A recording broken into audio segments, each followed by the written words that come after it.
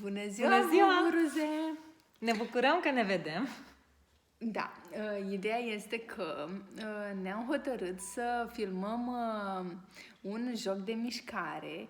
Să vă facem o surpriză. Da, cu obiecte simple pe care dumneavoastră cu siguranță le aveți la îndemână prin casă. Da. Ne descurcăm chiar și în condiții precare. Da. Da.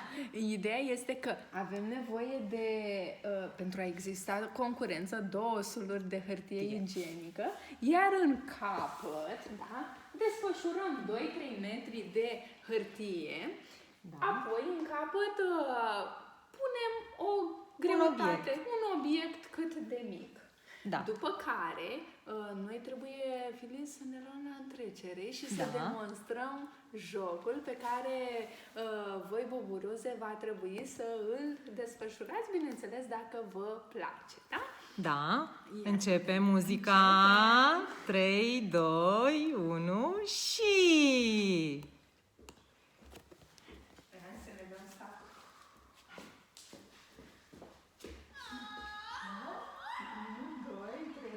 Și...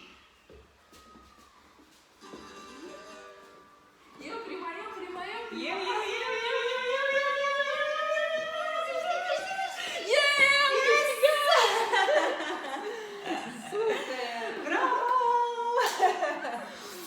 Da.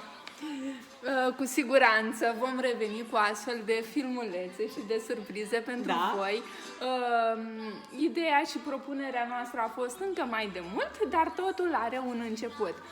Deoarece urmează o scurtă vacanță în care nu vom putea desfășura activități pe grupul nostru de WhatsApp și nu vom trimite nici link-uri cu noi sau alte activități, dar vom reveni din data de 2, dacă nu fizic aici la grădiniță, ținem legătura în continuare pe grup. Da. Vă pupăm, vă dorim o zi frumoasă și ne este dor de voi. Da, și un weekend minunat! Pupici! Pa!